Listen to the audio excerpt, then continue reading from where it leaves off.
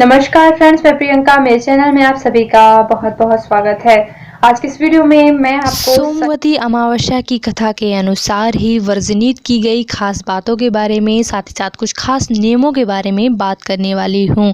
तो सबसे पहले खास बात ये है कि सोमवती अमावस्या के दिन हम जिन चीज़ों की फेरी लगाते हैं उनका इस्तेमाल हमें खुद स्वयं के उपयोग के लिए बिल्कुल नहीं करना है। चाहे हम चूड़ी, बिंदी, किसी भी चीज़ की फेरी लगाएं, उन्हें हमें खुद के इस्तेमाल में नहीं लाना है। वो चीज़ें हमें केवल दूसरों के बांटने के लिए होती हैं। अलग अलग क्षेत्रों के अनुसार हो सकता है कि अलग अलग रीतियां हो, लेकिन मेरे क्षेत्र में मेरी मम्मी लोग जो है इस नियम का पालन ज़रूर करती हैं। चलिए दूसरे नंबर पर खास नियम की बात करें तो सोमवती अमावस्या के दिन हमें मूल और तूल का स्पर्श यानी कि मूल और तूल बिल्कुल नहीं छूना चाहिए। मूल यानी कि मूली वगैरह, जड़ वगैरह, और तूल यानी कि हमें रुई का इस्तेमाल या रुई को स्पर्श बिल्कुल नहीं करना चाहिए। रुई के स्थान पर हम कलावा या मौली धागा की बाती बना सकते हैं, लेकिन रुई बिल्कुल नहीं छूना है। चलिए तीसरे नंबर पर पहली बार फेरी लगाने के लिए क्या खास नियम होते हैं उसके बारे में अगर बात करें तो पहली बार सबसे शुभ महीना होता है या तो पुरुषोत्तम, कार्तिक या फिर माघ महीने से अगर सोमवती अमावस्या पड़े तो वो सबसे ज़्यादा शुभ महीना होता है शुरू करने के लिए। चौथी बात की बात करें तो पहली बार में हमें धान और पान की फेरी लगाना है। पान ले लेना है और उसमें जितनी आपकी मुट्ठी में आए, आधी मुट्ठी कुछ भी, तो वो आप पान में धान वगैरह रख लीजिए। इसके बाद आपको फेरी लगानी चाहिए और दूसरी बार आपको किसी सुहाग की सामग्री की जो है फेरी लगाना चाहिए।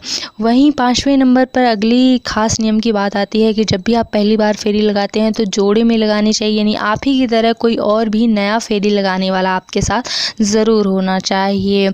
अगले कुछ खास नियम की बात करें छठवें नंबर पर तो पीपल या तुलसी के पेड़ की पूजा की जाती है। क्यों की जाती है? पीपल पर जो है भगवान विष्णु और तुलसी की जड़ में भगवान विष्णु का वास माना जाता है, इसलिए इन दो वृक्षों की पूजा की जाती है। तो पहली बार का नियम यह है कि जब भी हम पूजा करते हैं तुलसी की या पीपल में, तो हमें एक सूप में अलग से श्रृंगार की सामग्री भी ज़रूर रख कर और पंडित जी को दान करना चाहिए। तो एक सूप में आप श्रृंगार की सामग्री, फल फूल वगैरह रख लें और उन्हें पंडित जी को दान करें। हमारे यहाँ तो पहली बार पंडित जी ही पूजा कराते हैं, आप लोग के यहाँ जैसा भी होता हो, लेकिन अगर पंडित ना मिले तो ब्राह्मणी या किसी सुहागन को ही दान करें, लेकिन दान ज़रूर करें श्रृंगार की सामग्री वगैरह अलग से, और फेरी का सामान तो दान करना ही है। सातवें नंबर पर अगले नियम की बात करें तो कुछ लोग इस अमावस्या के दिन पूरी तरह व्रत रहते हैं, शाम के समय भोजन करते हैं, और कुछ लोग फेरी लगाने के बाद ही भोजन कर लेते हैं। तो दोनों ही नियमों में कोई दिक्कत नहीं है, आप फेरी लगाने के बाद भी भोजन कर सकते हैं, क्योंकि यह त्यौहार मुख्यतः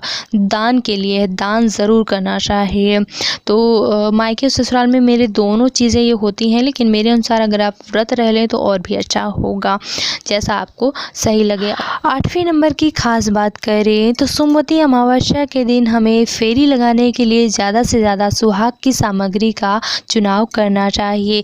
जी हाँ फ्रेंड्स, सुहाग की सामग्री फेरी लगाने से बहुत ही ज़्यादा शुभ होता है। साथ ही साथ हम सुहाग की सामग्री अगर अमावस्या के दिन दान करते हैं तो इससे हमारे सुख सौभाग्य में और भी ज़्यादा वृद्धि होती है, हमारे सुहाग की आयु बढ़ती है। तो इसलिए ज़्यादा से ज़्यादा सुहाग की सामग्री आप फेरी लगाने के लिए चुनाव करें।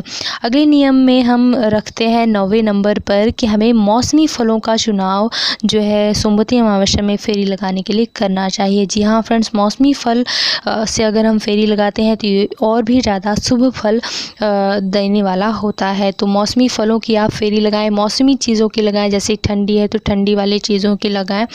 और 9वें यानी कि 10वें नंबर पर हम अगले नियम की बात करें तो हमें दुकान से जो चीज़ें मिलती हैं उन चीज़ों का कम से कम इस्तेमाल करना चाहिए फेरी लगाने के लिए, जैसे कि टॉफ़ी वगैरह, बिस्किट वगैरह, ऐसी चीज़ें जिनमें मिलावट के चांसेस होते हैं। इन चीज़ों को अगर आप इस्तेमाल ना ही करें फेरी लगाने के लिए तो बहुत ही अच्छा होगा। जो दूसरों के लिए नुकसानदायी होते हैं, ऐसा दान हमारे लिए भी कहीं ना कहीं नुकसानदायी होता है, तो ऐसा दान ना करें।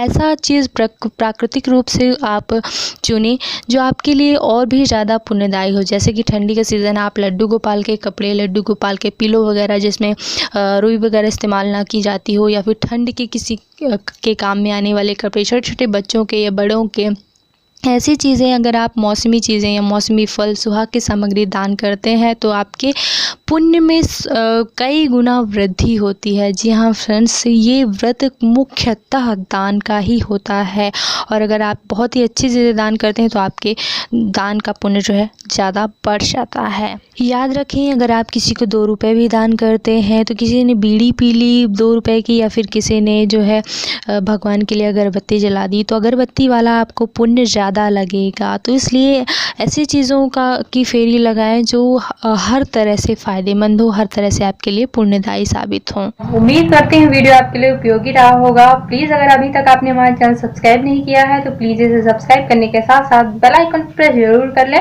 बेल आइकन पर प्रेस करने से मेरे आने वाली वीडियोस के नोटिफिकेशन आपके पास पहुंचते रहेंगे। वीडियो देखने के लिए बहुत बहुत धन्यवाद।